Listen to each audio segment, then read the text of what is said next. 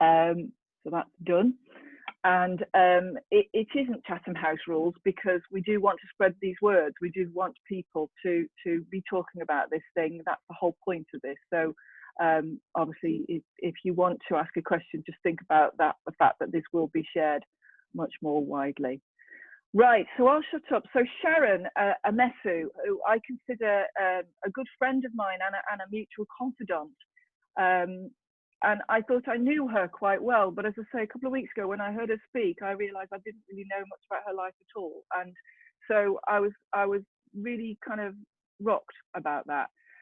So she's going to talk to us today. As you probably know, she's the regional chair, Manchester chair of the Institute of Directors, and doing a fantastic job in that role. She's also, though, in her day job, she started a career in law. I'm reading this so I get it right. She was a criminal barrister for 16 years with a successful practice across the Northwest. She now runs a consultancy that supports organisations with leadership development, diversity and inclusion. She's an award-winning professional speaker and speaks at leadership conferences across the country. She doesn't only speak, she sings. First time I ever met Sharon, she sang. She blew the doors off the Institute of Directors Women's Conference. It was unbelievable. And I was sat there going, oh no, I don't like really singing. And I was like, ah, this is amazing. She had everybody on their feet after about 2 minutes. It was brilliant. She's a founding fellow of the Society of Leadership Fellows, St George's House, Windsor Castle, and an honorary institute fellow of the University of Salford Business School. So Sharon, over to you, and I'm looking forward to hearing your story again. Okay, so Sandy, thank you very, very much for the welcome, the introduction, and for curating this space for this sort of conversation.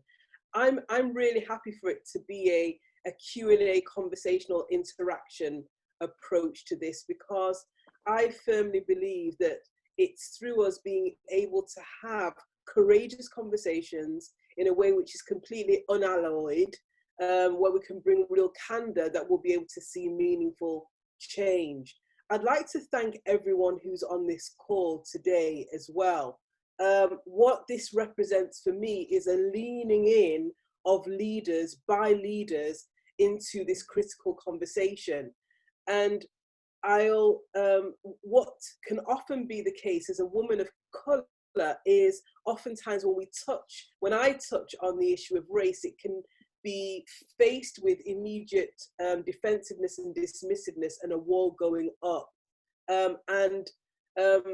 I'm so thrilled that by virtue of your presence here, that says to me that that's not the case. The other thing that I felt important to say in just opening thoughts really is, as I've said to everyone that I'm having these conversations with, from my perspective, this is not about coming to any conversation with an accusatory tone, with a finger of blame, and with a layer of guilt splashing, as it were. Far from it.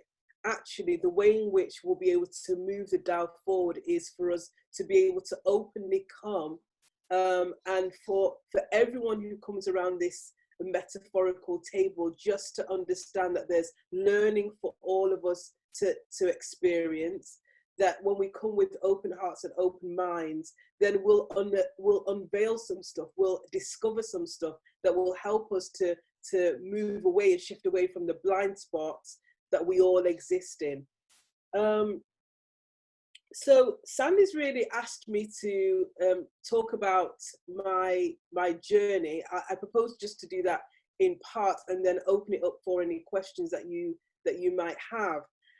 I really don't stand today as the representative voice for the entirety of all Black experience in the UK and beyond.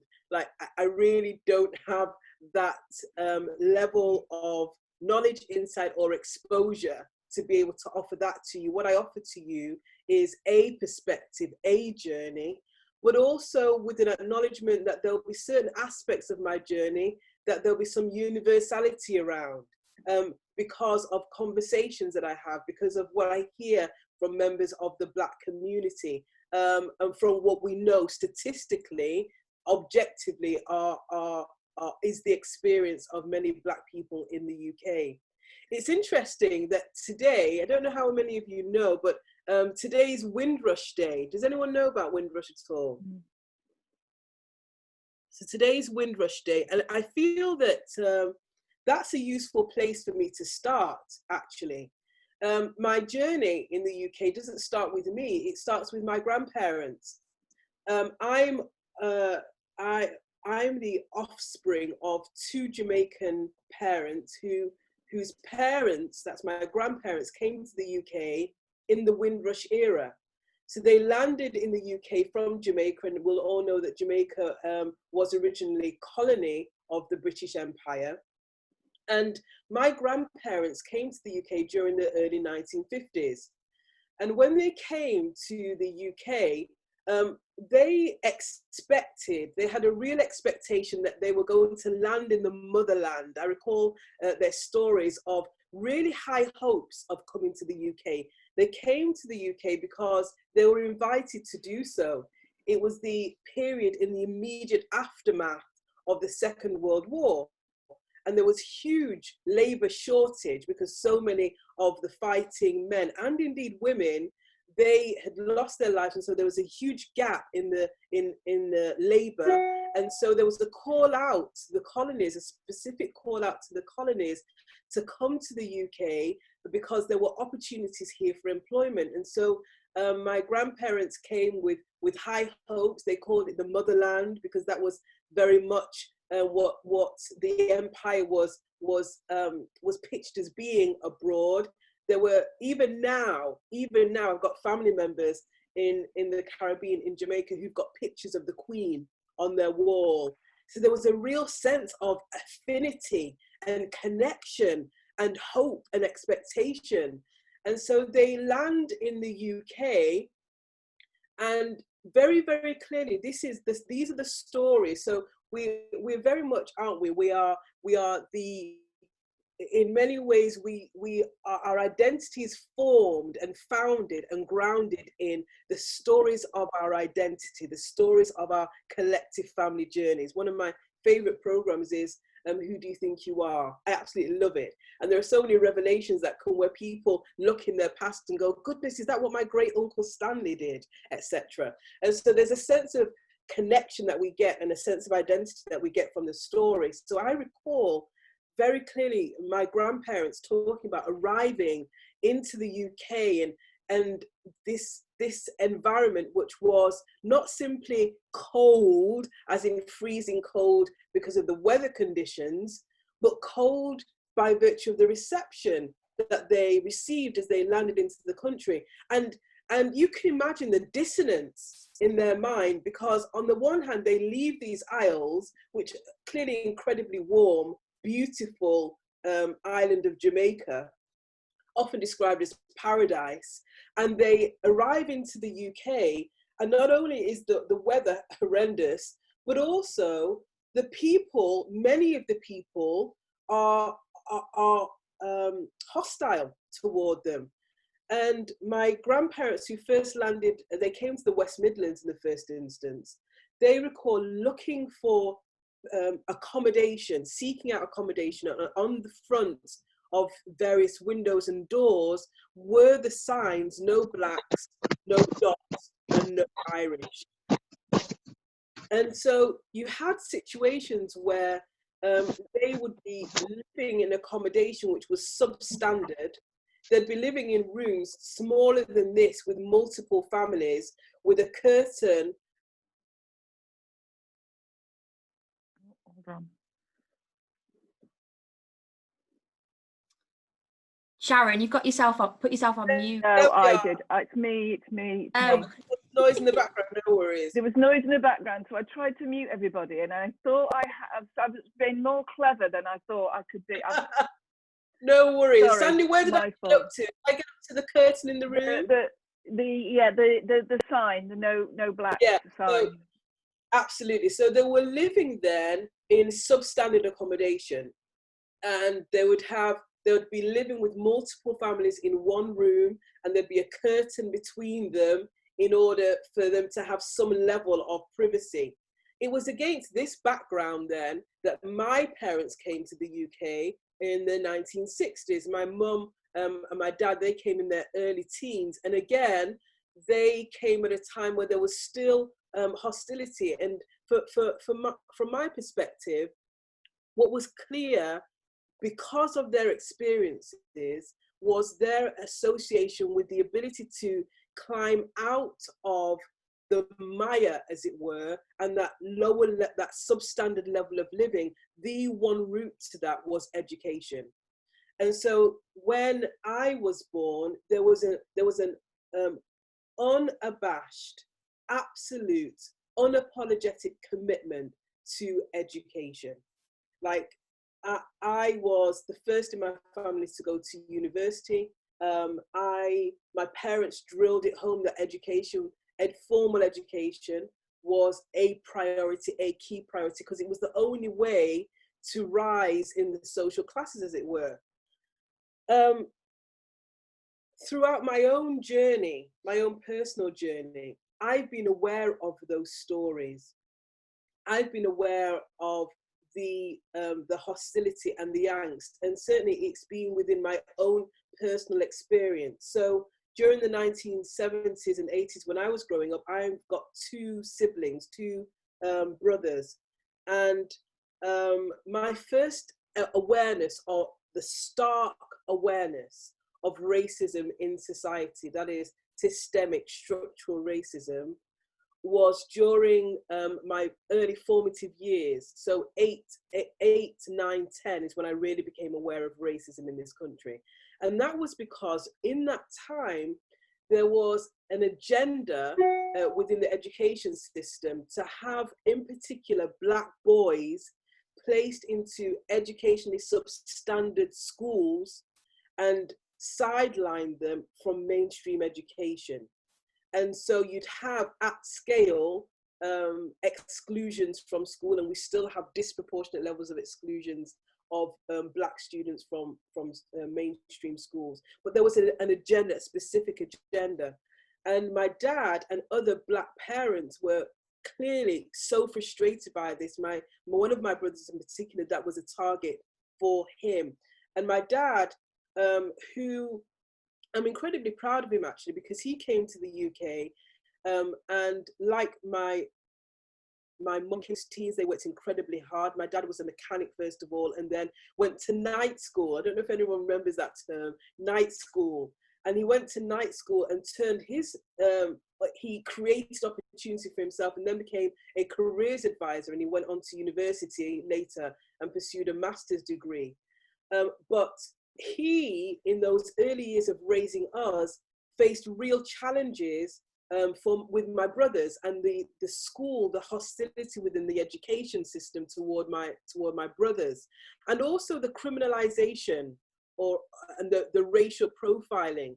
So what would happen then is, what happened as a result is my dad, together with other parents, formed a forum, a network, an affinity group to speak to those issues. And I remember as a young child attending these meetings and hearing the really horrendous stories of parents' experiences within the education system. So we have sets, for example, sets 1, 2, and 3, and their children would be guaranteed to be in the bottom set, irrespective of their capabilities. We had all sorts of racist abuse that would take place directly from teachers. In one of the other sessions that Sandy was referring to, the IOD, one of the women on the call, Olive Strachan, many of you may know her. Olive Strachan is a businesswoman based here in Manchester.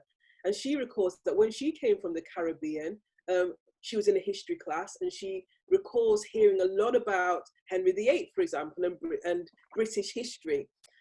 And she describes saying to her teacher, well, what about my history? What about the history of the Caribbean? And she said the teacher pointed to a picture on the wall of a slave ship and said, that's your history. And that's it, and then just carried on. So we grow up then, and there's a lot of research into the the psychological impact of internalizing negative messages over time. Like anecdotally, we can all understand that when we hear a negative message that comes to us continually and perpetually, then it takes a lot of inner resolve to resist that and not allow that to shape who you are and your identity. If you imagine that then as being a part of your world, as your existence, and you see that in every single strata of society, then it takes a real sense of self and self-talk and strengthening of your own identity in order to rebuff that. So I would hear these messages in the groups, and they came together to really form a force against that. That coincides with what some of you may recall of the 1980s riots. So the riots that took place across Moss Side and in Nottingham and in Brixton and in Toxteth in Liverpool and so on. And that, I feel, speaks to much of what we're experiencing today. It's where you get this crescendo of frustration, where there's just such angst. And some may say, why now? What is it now? Well, actually, it's what we're seeing is the pinnacle of years of frustration. And when I relayed some of my stories in the last session, I remember Sandy going, I can't believe that. And I was surprised that Sandy was shocked, because what I've realized is so much of the issues and the challenges that I've faced, I've anesthetized myself to it. And it's become very much of my functioning in society, that it becomes second nature. So just by way of examples that I shared, I, for example, I was sharing with the group and sharing with Sandy that in the Black community, a lot of the stuff that we talk about is often regarded by others as paranoia. It's just paranoia. Whereas and sometimes we can be lured then into believing it's paranoia ourselves. Whereas in fact, when we step back and we hear other people's experiences, we know that it's so statistically significant, it could not be simply dismissed as our own personal paranoia. So for example, and bear in mind that I'm a Black professional. So I was a criminal barrister. I was around police officers all the time. They were in cases that I was instructed with. A lot of the work that I did was I prosecuted a lot of domestic abuse cases. So I was around police officers a lot. So I didn't have the sense of antipathy necessarily because of my exposure. Yet still, having regard to that, I still had an awareness of the extent to which there was institutional racism within the police force, that there is institutional racism within the criminal justice system as a whole. So we know, for example, that Black men are 4 times more likely to be stopped by police officers. We know that they are 44% more likely to be sent to prison for like-on-like offences compared with their white male counterparts, etc. So I have that awareness. I know, for example, from personal experience and indeed anecdotally within the community, that there's a great deal of racial profiling that takes place in society. So, for example, going into a shop, I know that this is the advice I give myself and I share with my children. We will never leave a shop without a receipt, ever. I will always ask for a receipt. I, as a Black professional, will always ask for a receipt and tell my children, always take your receipt. Why? Because I would never want it to be the case that you're stopped on leaving the shop by a security guard and you don't have evidence of your purchase. I would ensure that my son in particular, we have it's called the Black Parents Conversation. We just know you have a conversation with your children. My black son, I've got 2 black boys. They're my sons as opposed to just getting them from somewhere. I've got 2 black children, 3 black children, 1 black daughter, 2 black sons. But every Black parent I know has the conversation. The conversation is, well, how do you behave in society? Like, how do you ensure that you don't attract attention to yourself by the way in which you're dressed or the way in which you have your hair. I think it's important as well, just to bring candor to this conversation. Yes, and I think this is what Sandy wanted me to bring. So, for example, my son, he within the Black community, a lot of profiling often takes place. Let's just put it that way. And so my son, for example, he got a belt. There was a belt, just a normal, like AX belt or something like that. It's got on the front of the belt. He went to school with the belt, and he was told by the teacher to remove the belt because we don't want any gangs in this school. There's a whole issue around cultural competence across every sector. So even in relation to hairstyles, and many of you may be aware of conversations that take place about Black people and hairstyles in society. So within the Black community, oftentimes people see a certain hairstyle as being neat and tidy, whereas in school my son would be often criticized for that style, and that's because there was a lack of awareness of what within the community looked presentable and looked neat. Now my son has left school, he's at college, he's decided that he wants to grow some locks. Well, I'm already, and the sadness of this is I'm already having a sense of concern about that, because I know the racial profiling that takes place for a certain look in society.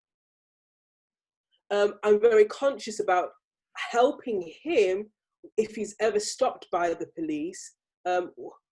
He has been in the center of town, just walking with friends, how you conduct yourself, the way in which the demeanor that you hold in order to ensure that you are not perceived in a certain way or regarded as an aggressive Black man.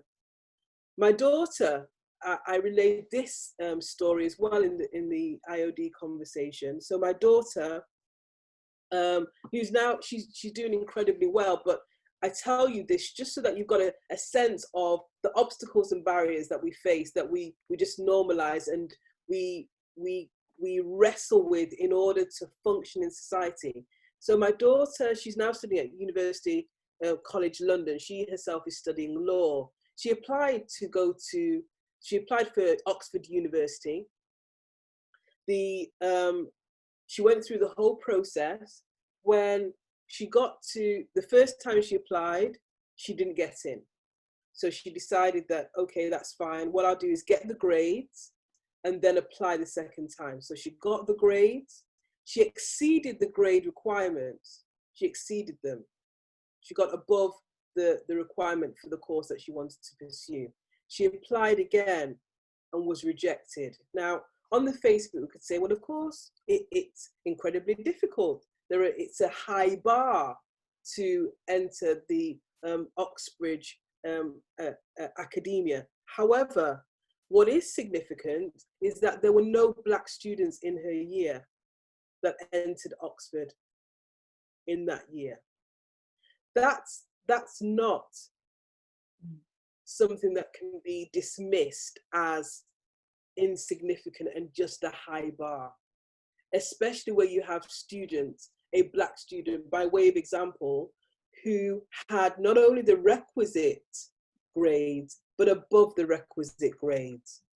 And what we find in society is, it's the message that I received as a parent, as a child from my parents. It's a message that I've had to pass on to my own children. If you want to achieve in society, then you have to be 10 times better. Across every index, across every strata, you have to be so much better. And you often hear this said. I don't necessarily agree with it, but I understand the sentiment behind it. You often hear it said that when we know we get to equality is where you have average people of color on boards. and not just having to be excellent to sit on boards, or average people of colour at senior positions. I don't necessarily aspire for that, because what I want is excellence across the board. But what they're saying is, by virtue of that, what we want is not for you to have to be an outlier in order for you to have a place at the table. That actually true equality and true equity says that we will assess you in the same way that we do our white counterparts, and in particular, we know as women in particular, white male counterparts. But one of the things that I feel is important in this, Sandy and everyone on the call, is I am very, very clear on this, and I'm clear about this with everyone I have a conversation with. I dislike intently words that provoke animosity, antipathy, and enemy lines. So, for example, I really dislike descriptors like male, pale, and stale. I hate that. I hate it. It's unhelpful, and I say that outright. That's this. In order to bring the change that we want to see in society, there needs to be a fundamental recognition that this will come through partnership and collaboration and building of relationships. It's going to require leaning in and being able to engage and being uncomfortable and being willing to be uncomfortable. But on both sides, it's going to require humility. And there is, what can often happen on both sides is hubris. Hubris is an arrogance, which is, I don't need to hear your perspective. This is where I stand, and this is all anyone needs to know. But actually, it requires a humility on the part of those who hold the power. And I use that description, believe that you'll understand what I'm saying. That for those who hold the power to lean in and really understand and be willing to engage in the conversation and grasp the issues and hear the heart of those who are feeling that they are marginalized and excluded and overlooked. And it also is going to take a sense of humility and expectation and hope on the parts of those who sit on the other side of that, to say, I believe that together we can navigate a way through this. And that where you make missteps, which you inevitably will, because when we don't have the racial literacy, there will be missteps. Where those take place, then we need to have the candor to confront and challenge, but to do it in a way which brings grace to that conversation. Sandy, that's all I propose to say right now. Wow. Yeah. That's perfect. Thank you, Sharon. So we're now going to do literally just have a chat. I mean, this is where Sharon is absolutely brilliant, because one of the first things we talked about, we did a whole discussion with the IOD, God, it must be 2 years ago now, Sharon, I don't know. And I remember being really honest with Sharon and saying, it's hard though, as a white person, because you don't want to say the right thing. You don't want to do the right thing, the wrong thing.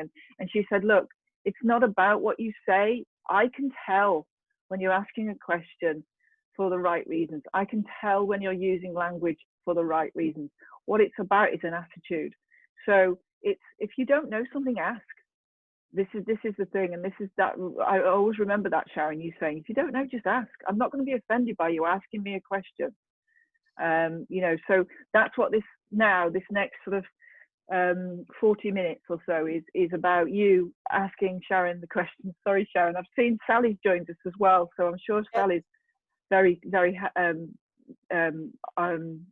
happy to be part of the conversation as well. I know you're very, very strong in this area as well. Hi, Sally, nice of you to join us. Thank you. Hi. Oh, go on, sorry. I was just saying hello. I'm sorry I joined a little bit later, but brilliant. Thank you, Sharon. Thank you, Sandy. You're very welcome, and you're very welcome for joining us. So I'm going to start with Alistair, because Alistair sent in a couple of questions prior to the conversation. So we'll start with you, Alistair. When you ask a question, if you just say who you are and where you're from, that would just be helpful for us to know your background. Hi, yeah, thanks, Sandy. My name's Alistair. I run my own business called Cadence Leadership, and I'm one of the sort of visiting speakers at the Juice Academy as well. So thank you very much, Sharon, for what you said. I've got two questions, and the first one I think is probably one that we're all asking, and that is, as someone who is white, I haven't experienced the type of injustices that you have. What is it that we can do? And I think you've answered some of that already. But the key thing that I have in my work, I do a lot of leadership development with a variety of companies. And when I look around the room, some absolutely brilliant people, wonderful people, but there isn't a diversity in the rooms that I'm given to work with by my clients. And obviously they're my employers. What ways could I actually help them up their game in their diversity and the people that they send to do leadership development with me? And also then what can I do as a consultant in that type of context?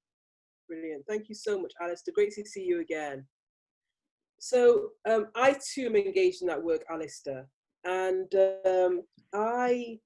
there's a group that I work with in particular called Vistage group, which is for CEOs, and they do leadership development for CEOs. And I had a conversation with them some time ago to say, look, actually, within this organization, there is certainly within the UK, there is no one who looks like me, but also there is a sense in which, from conversations that I've had with some of the chairs who lead these groups, there's an issue around the way in which you approach and have conversations, and what's appropriate and what isn't.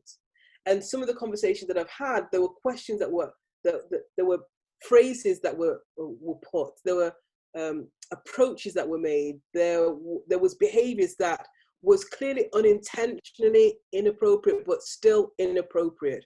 And so I pushed back and said, what's the organization doing here on this topic? How are you ensuring that you are informed in order to be the best that you can be? And as a leadership consultant, Alistair, one of the things that we know we're doing is we are building capacity in an organization. We are helping them to perform and be better leaders. Well, we know from McKinsey and Deloitte and the abundance, the proliferation that there is of research about how you perform better when you've got greater diversity. And the driver for any organization is how they can be the best that they can be for their shareholders, etc. So this is about enabling them to see how, in fact, they are diminishing their ability to perform the best that they can be by lacking diversity, and recognizing that if you want to, now of course what I feel we're moving toward now more than ever is a raised consciousness as far as leadership is concerned and business is concerned. We're approaching a time of conscious capitalism, where we're understanding that there's a triple bottom line as opposed to just profit is what matters here. So it's people, place, and profit. So helping leaders to recognize that this triple bottom line requires them to have as much wealth of talent and thinking as possible is crucial for them in order for them to grow and be successful, but also to attract talent. So we've got a growing labor market that are now becoming much more discerning about where they want to work. And so they're looking on websites, they're looking on Glassdoor, they're seeing what evaluations there are about the place of employment. Is it inclusive? Is it exclusive? And they're making judgments. And if you're wanting to attract talent, then you have to look. It's not just optics, of course, but you have to look as though people will be welcome into that space. So I would say then, Alistair, it's about encouraging those leaders to see what they're missing out on, and indeed the consequences of failing to respond. For you individually, to your second point, there is no change that I believe that can take place without education. Like, we are educated into our thinking, and in order for us to understand a different way of being and doing and living, then that's going to take an unlearning and a relearning. And so what's great is that there's an abundance of resources now that we can lean into in order to find out more And this isn't a telly, you must do this. But actually, in order for me to understand my world, like I've got teenagers, and by virtue of that, this here covers lots of grey. There's a lot of grey under this because I've got teenagers. Do you know what some of these books are behind me? How to parent them. I wanted to understand it better. Now, they didn't tell me you've got to go and read, but actually what I recognize is in order for me to be a more effective parent, I need to understand their world. And yes, there is an extent to which, there's a degree to which I have lived in their world because I've been a teenager, but I've not been a parent of a teenager. It's a completely different perspective, right? So what I chose to do is to help myself and bring sanity to my world and bring some sense of calm and harmony in my household. I decided to educate myself. So what I encourage us all to do is just go on a journey. There is no overnight persuasion on this. There is a, what might I be missing? What might I be missing? What might I need to understand in order to bring some competency in this and to journey on this more effectively? I hope that answers your question, Alistair. Yeah, thanks very much, Sharon. And just to say, the Juice Academy is one of the most diverse groups that I've led as well. So that's just encouragement to you, Sandy, as well. You get some great young people in. So thank you. Thank you. We work really hard at it. Yes. So I'm going to bring in Joelle. Joelle's got a question, but also I'd like to invite Joelle just to say a little bit on the work that her business has been doing in the world of diversity, because you really are breaking new boundaries. So I'll come to you, and then Cifo, I'll come to you after that. Well, my question, Sharon, was going to be around language, because I know when I'm talking to people in business, they sometimes get scared talking about this whole issue because they don't know what language to use. So can they use the word black or people of colour or BAME? And they're so scared about not wanting to offend. And I just wondered if you had any advice for us there, Sharon.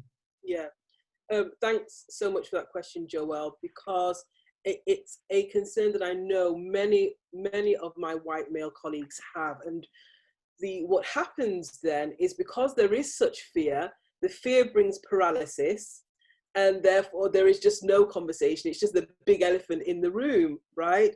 But actually, there's a great piece of work by someone called Verna Myers that I recommend. She's written a book called, I'll get it for you before the end of the session, but it's basically what do I do when I don't know what to say? And I'll get the reference for you shortly. But the big thing that I would say, Joelle, again, is to ask the question. So for some people in a room, they hate the acronym BAME. Whereas for me, I understand it in context. So BAME is BAME in the UK. That is, people of colour are a minority in the UK in terms of, well, across every index, but also in terms of our numbers. Well, we're not BAME on the African continent, and we're not BAME in the Caribbean. So it's contextualized. It's understanding what the language is in context, I feel. But also it's about asking the question. So I've had a great example, I often refer to her, is Claire Ebury. Claire Ebury and I are great friends, and she will ask me the question, what do you prefer? How would you like me to address you? She asked the question, is black comfortable for you? If it's not, what would you prefer? So it's very much about asking people, what does this offend you? If it offends you, what would you prefer me to refer you, how would you prefer me to refer to you as? And understanding that a lot of this is going to require what I call genuine curiosity. And it's to Sandy's point earlier on. I know, we know we all know, because we all have an inner intuition. We understand relationships. It's, you know, it helps us to function in society. We've got a level of emotional intelligence and self-awareness and awareness of others that helps us to know when someone is engaging with us from the place of genuine curiosity or from a place of hubris in order to prove a point, right? And when I sense, and that's not to say that sometimes we don't get it wrong, but in the main, and when I personally sense that that's the case, I will open up my arms to the fact that you want to have that conversation with me, that you want to understand better. Because who doesn't really just want to be heard and understood and appreciated? So let's say, for example, my surname then, Joel, I've had about 35 to 400 different pronunciations of it. Do you know the people who get it right? It's the people who ask me. It seems so obvious, right? It seems so obvious, but it's true. The emphasis for everyone's benefit is on the F. It's Amesu. But I get so many pronunciations because people make assumptions. So one of the dangers in this is making assumptions with a very poor, flawed basis. But those who just ease off your assumptions, leaning, be well-intended curiosity, having well-intended curiosity, asking the questions and not making assumptions, I believe is the way in which we can build our confidence in what I call racial literacy in this arena. I hope that answers the question, Joel. Yeah, that's really helpful. I like people asking how to pronounce my name too, because I get some really interesting options. Yeah. Sandy, you just said, what is it that we're doing differently? And I think, I mean, we have got diversity within our team, racial diversity, and I think that's, and ethnic diversity, and that's been really important. But I think also is thinking, how can we shift the dial here? So we had to do this around gender, and what we realized to get more women into senior roles was that we had to know more women. So we've been really working very hard to broaden our networks of people of different ethnicities. We've realized that if we actually then pick up the phone to our friends and say, do you know anybody who, they might be more likely than we are to know just white people. And so that's made a difference. We've also realized that they may need more support. Because they don't have the same networks that some of the white men have. And so we've been trying to connect and provide support and coach. But, I think the point you make, Sharon, which is so valid, is you can't put people into groups and everybody's different. And so it is asking each individual person, how can we best support you to get on and to get onto boards and what have you. So, we're working really hard. We're nowhere near there, but we've set some targets. We're trying to provide support. We're trying to broaden our networks. And we want to shift the dial because not just for the sake of people of ethnicity, but for all our sakes, diverse boards make for better decisions, more creativity. And for goodness sake, as a country, we need that now. We need all the talent we've got. So we don't want to be missing out. Thank you, Joelle. So I'm going to come to Sifo and then Roseanne, and then Georgia, I'm going to come to you to see if we've got any questions on the chat. Okay, Sifo? So I was just going to add a little bit to what Alistair touched upon in terms of how you can help other companies be a bit more diverse. And actually also add to Sharon's answer as well a little bit, if I may. So one of the things that just introduce yourself, Sifo, so everybody knows who you are. I am one of the apprentices that are on the Juice Academy scheme. I'm currently working at the People's History Museum, but I have also been working in the past, from recruitment to sales to XYZ. So with regards to what Alistair kind of said in terms of how can companies be a bit more diverse, I think sometimes it just taking out the bias element of it. So one of the interesting things that came across was, I think when I was doing recruitment, was the likes of Deloitte and whatnot.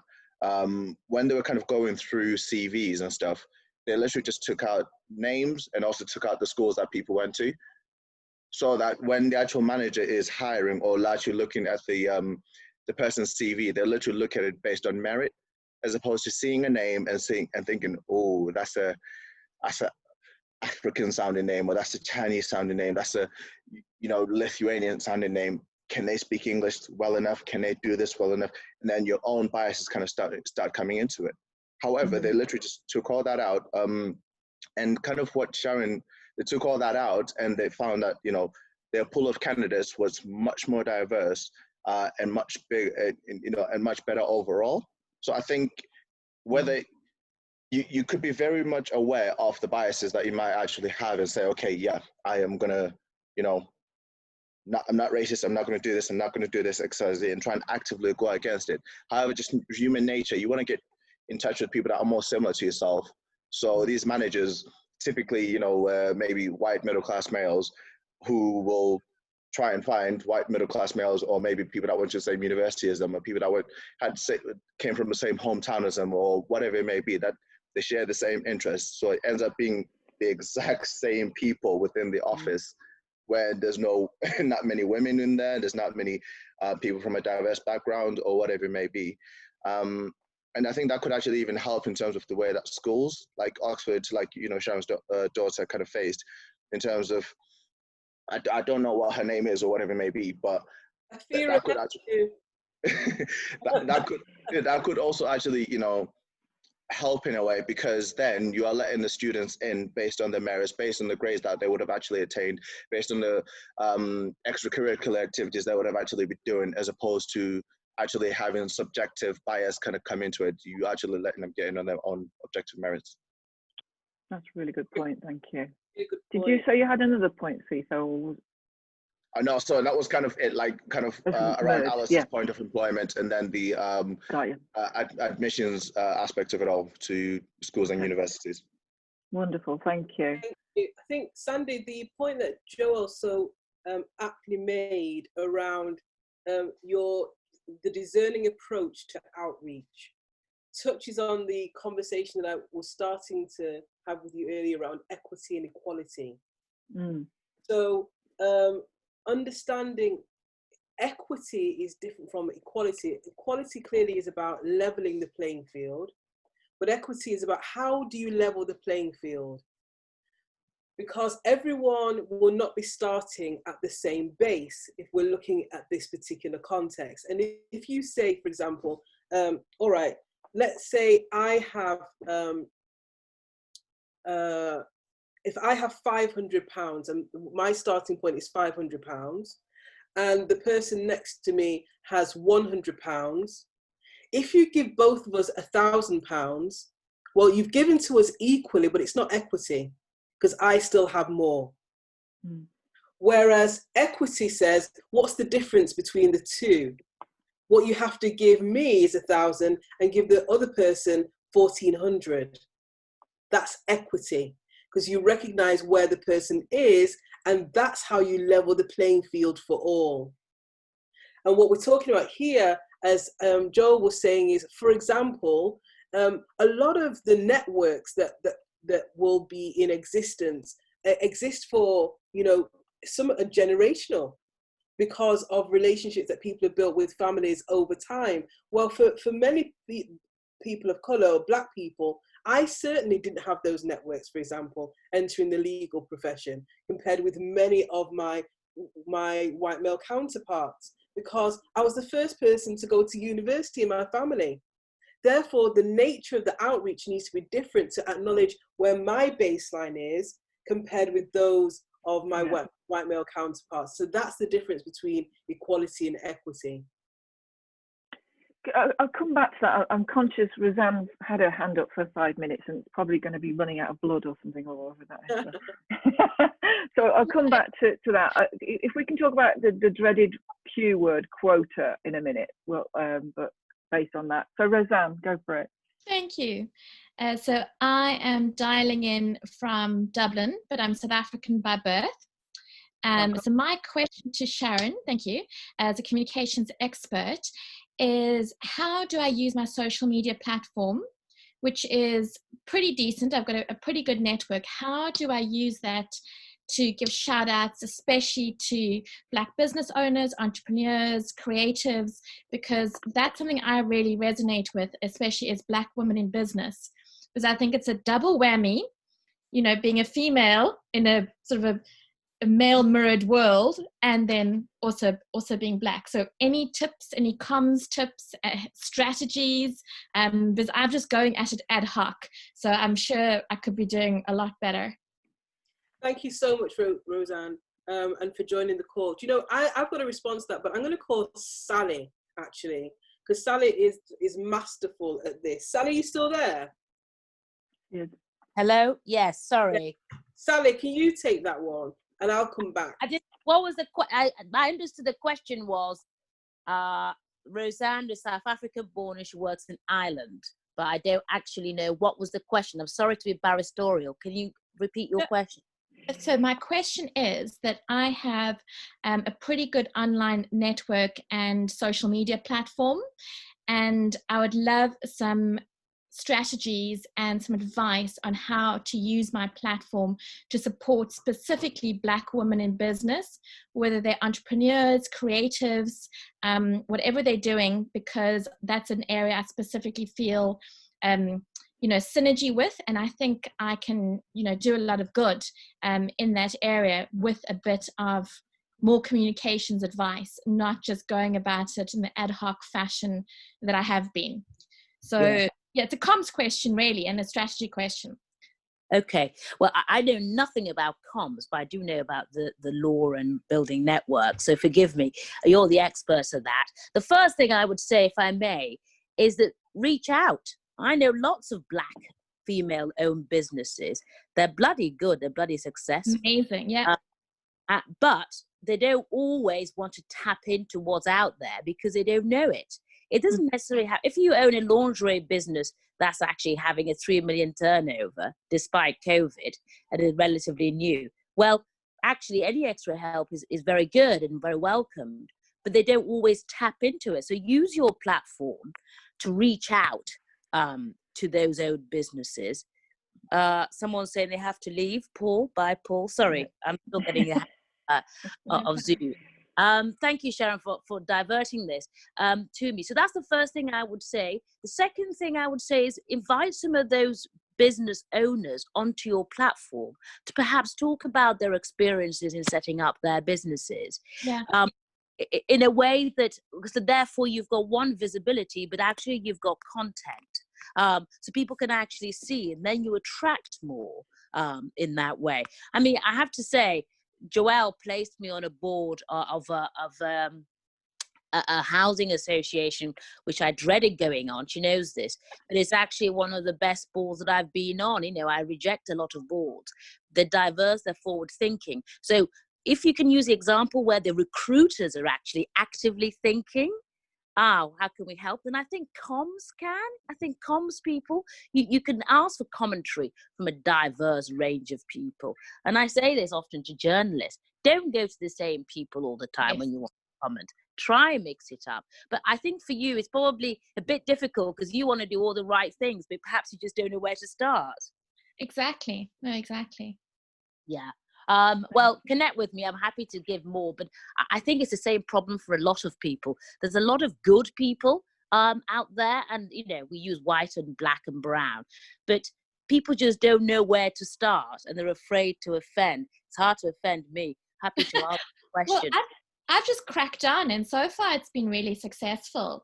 And because my network is across South Africa, Ireland, Singapore, because I lived there, and now a growing number of people in the States, it's a really interesting network, and everything I've posted has been so well received. So I think my network is well curated. It's a safe place for Black women to have a platform and to speak up. There's no nasty trolls or, you know, any of that going on. So I'm very, very fortunate in that space. So thank you so much, Sally. I appreciate that. Sorry, could I just suggest one thing? I think sponsorship is really important. And so one of the things I do is, if somebody asks me to speak at an event, I might say, but why don't you ask her, as in black woman? Yes. Just an idea. Yeah, no, great idea, definitely. And panels, no more manels, number one. Yeah. So yeah, definitely. And just to Thank add you. to that as well, thank you so much for that, Sally and Joel.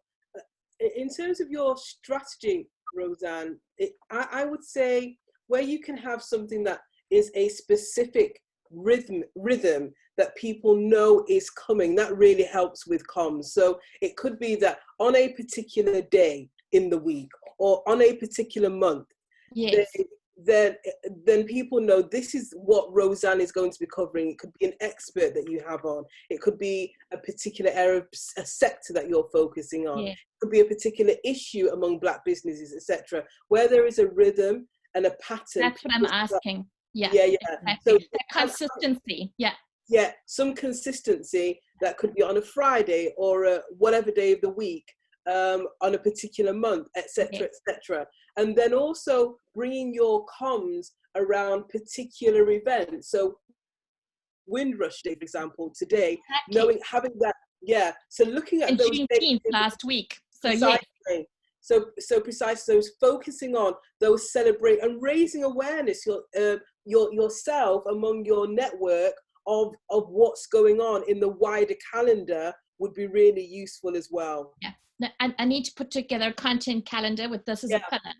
I want a dedicated content pillar for this, because especially after lockdown, we're all online. That might diminish a little bit once we go back to the office, but it'll still be very present.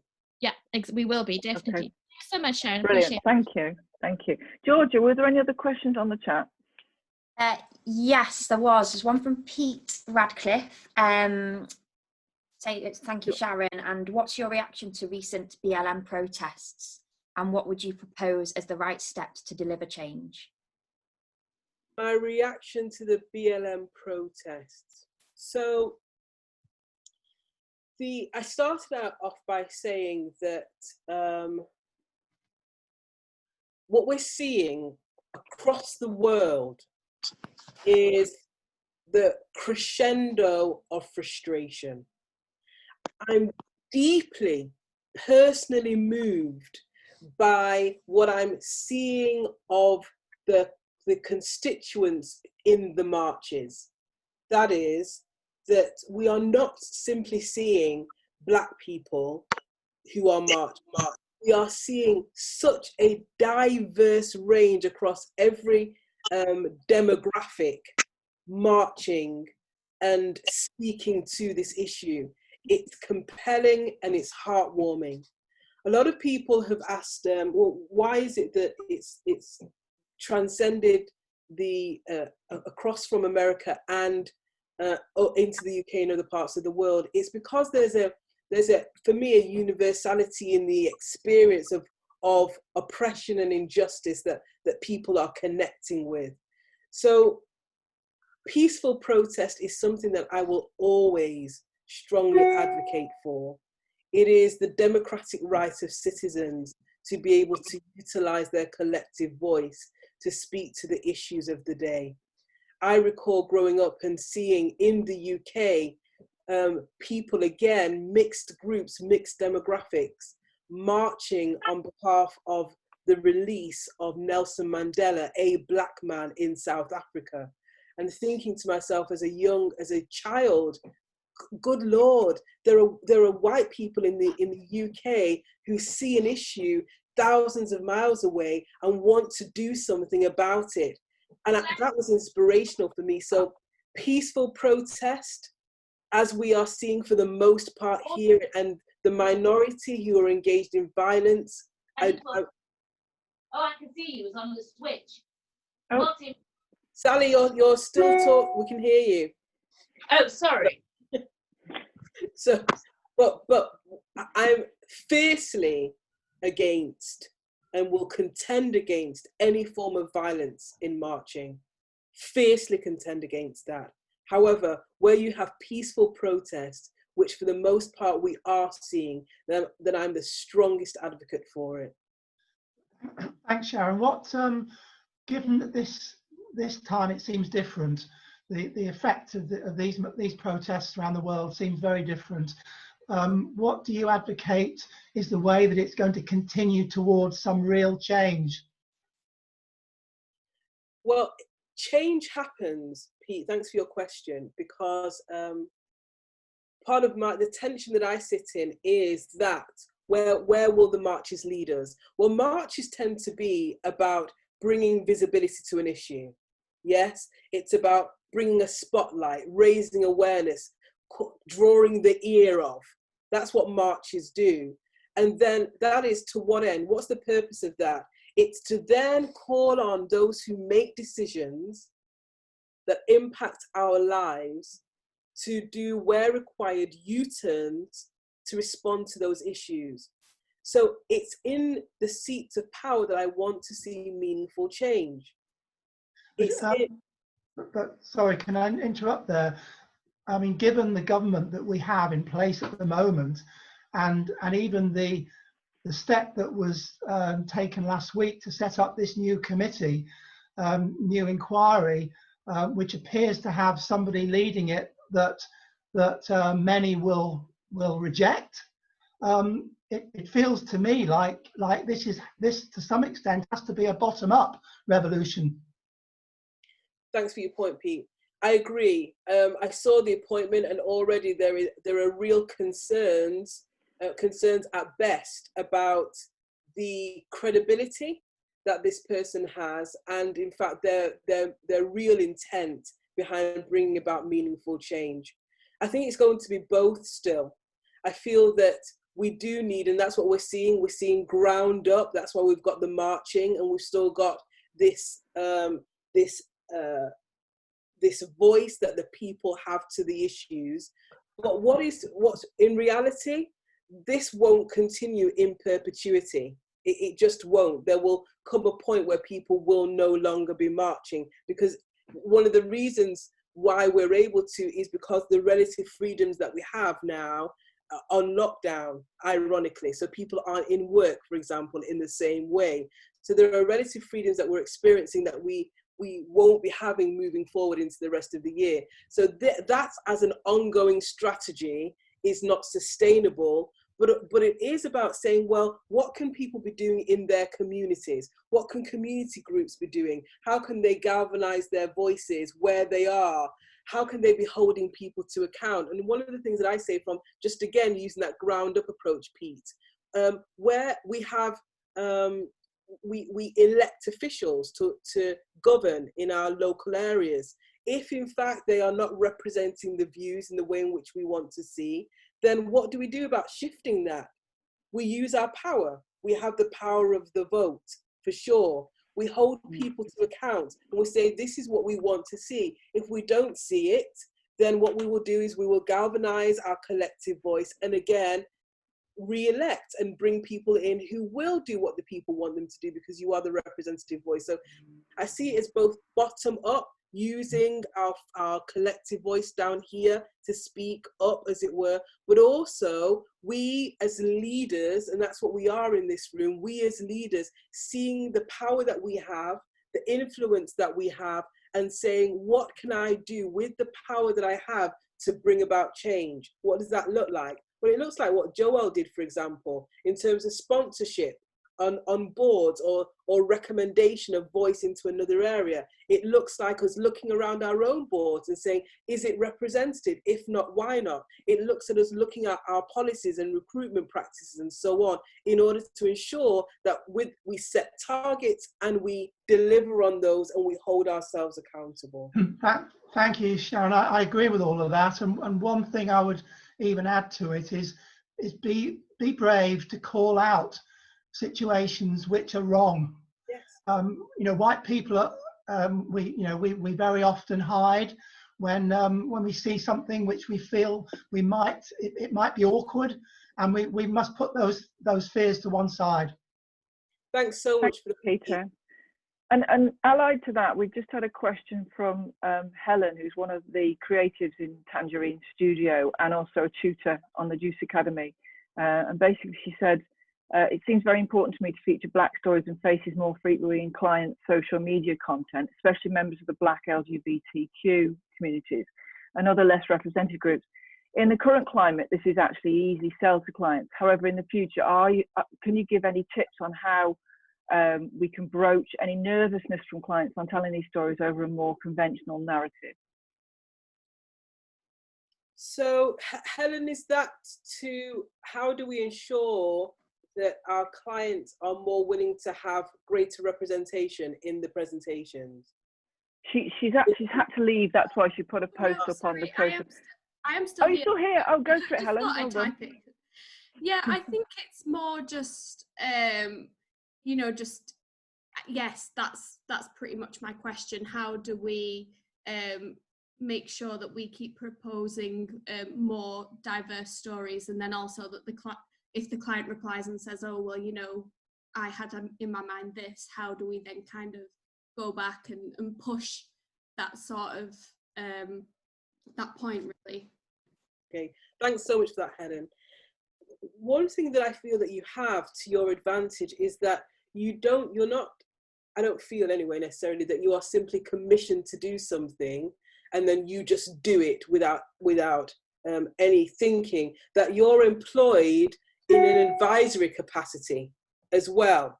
So you're bringing your insight and your expertise, and your purpose, your raison d'etre in that commission is to help the organization to attract people to them.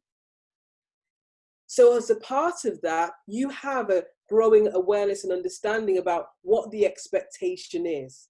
So there's one organization, for example, that approached me, and they said, look, we work in the arts. And across various of our events, what people have been doing is complaining to us that they are not seeing people of color. What are you doing about it? So there's a growing expectation of people who are seeing the images, who are attending events, who are getting involved in the space to say, I don't see this now. Like, what the beauty of what we're seeing right now, this momentum, is that it's raising the national consciousness of what is absent. So in your advisory capacity, Helen, you are able to say, look, in order for you to be as efficacious as you can be in this space, it is important that for these reasons, because you'll be underserving yourself as an organization, because there's a growing expectation that this is the representation. And if you don't, then in fact, it places you on the back foot. It's a competitive advantage. And so, Helen, I feel that what this movement now has done, it's giving you some collateral in the conversation. Now more than ever, to say this is in your best interest to serve your project, your ambitions, your aspirations as an organization, to bring that representation. It's giving you collateral, it's giving you a good foundation, and arsenal, as it were. Thank you. Georgia, was there any more questions on the chat? I think a couple of people want to sort of discuss quotas. Bryony Kelly, if I'm all right to pass over to you, you've got a particular question. Hi there. Yes. So I'm a content writer at Lauren, which is a technology recruitment company, and a lot of the time when we're obviously supporting clients with their diversity, we've got this real dilemma of you know, sort of fulfilling quotas and how we help clients and ourselves as well to be more diverse. But I've seen recently a lot of calls for diversity pay gap reporting, like gender pay gap reporting, and obviously we've got previous diversity protocols in business. And I just always wonder with it whether it's a case of it's a necessary evil to be able to get the right people into business and to get that diversity so we can start making change, or whether it's actually encouraging the completely wrong behaviours of just recruiting people for the sake of a quota. I just wondered if anyone had any thoughts on that. Joelle. Yeah, so I was so vehemently against quotas for women because I thought it would make us feel even more that we were there, the imposter syndrome, we were there only because of a quota. But actually what really shifted the dial for women on board certainly was setting a target. And I don't think the British business world reacts very well to quotas. Some have reacted very well across Europe, but actually we have shifted the dial completely since 2011 to now for women on boards. And the two things that really did that were setting targets and the leadership really owning it as an issue. And so I think it's those two things. I do think I would probably go against quotas still, but setting some targets which were very visible, the naming and the shaming, having somebody in the centre, in Bayes it was the business department of government who really owned it. The chairs actually getting letters from the ministers when they weren't hitting their targets. And I think we've got to have that same level of visibility, and then getting the investors behind it who are saying, well, we won't actually invest in you as a company if you haven't got a diverse board. So I think there are a whole load of things that we need to, learn from gender and put into ethnicity. I remember a few years ago, I went on a trade mission to Atlanta, and every room we were in, every meeting room, every event was truly diverse. I mean, literally 50-50. You could almost count them, and not just diverse in terms of gender, ethnicity, all sorts. It was amazing. And I remember saying to people after about 3 days, I said, how do you achieve this? What's gone on here? And I, like you, I've always been very against quotas. But it was the mayor, the black mayor, 10 years prior had introduced quotas. And I was like, wow, right, that's really interesting. I mean, what are your views on it, Sharon? How do you feel about quotas? Yeah, so what it's the whole question of positive discrimination. Yes, like what place does positive discrimination have? And no one wants to be in a room. I, as a black woman, do not want to be in a room solely because I'm ticking a box. So let's just place that there. Yeah. Okay. I don't want to be in a room because I'm ticking a box, and because those in the room feel that I have to be there because otherwise there's going to be a heavy hand on them. That being said, you'll recall my earlier point around equality and equity, and the fact that actually, if it's the case that my baseline is much further back than those of my counterparts, it is clear that that will necessitate a different type of intervention. It will require a different type of outreach. It will require a different level of consciousness. And what is interesting is there was some research which came out recently which points to the fact that 34% of board members have had no interaction with a person of colour. They're just not in 34%. That's alarming.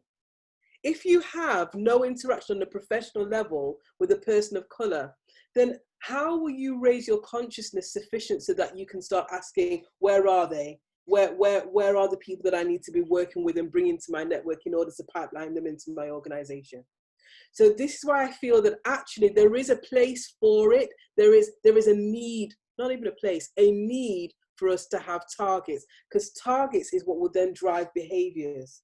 Because what we know is, history has shown is that if you simply rely on the goodwill for a change of behaviour and a change of the status quo, well, decades, if not centuries, have demonstrated that that is not enough. And in fact, even legislation is not enough. It's a hearts and minds issue. but legislation definitely helps, right? It helps to get us thinking about where our boundaries are and where we should be and what is right and what is appropriate. But it definitely is a hearts and minds thing. And I believe that targets really helps to lead us, draw us into the arena of setting high ambition for ourselves and bringing hearts and minds together. Okay, right, we've got just over 5 minutes, and I'll finish a few minutes early and let you all go and have a cup of tea or whatever for you, before your next meeting.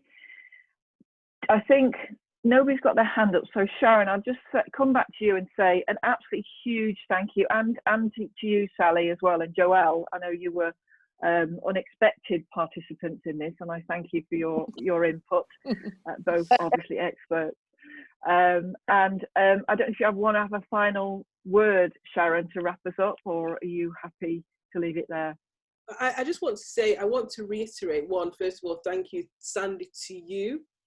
I think it's wonderful, and I would implore more of us in our own networks to curate these sorts of spaces. We need to continue to have these conversations, and not, to Pete's point, how do we ensure that change happens? It's through momentum. It's through just not dropping this and saying, we've done that now, we've had the conversation, tick, but actually owning this individually and saying, what part can I play? How can I engender and create conversations to ensure that we are moving the dial? How can I hold those who are making decisions in my world to account? And the more people who do that, the more we do that, the more we'll see change, because history shows us that it can happen. So thank you to all of you for attending today. Thank you, Sally and Joelle, who are absolute experts and aficionados on this whole area of diversity and inclusion. And I look forward to seeing many more of you on these sorts of calls moving forward, so that we can see the change that we're so capable of achieving. Thank you, Sharon. We've recorded this, as you know, so we'll circulate it to everybody who's attended, and if you can pass it out to any of your networks, please do feel free to. The more we can get these sort of messages out, the better, obviously. So thanks ever so much, everyone, and I'll hopefully see you all again soon. Bye now. Thank you. Thank you. Bye, everyone. Thank you. Thanks.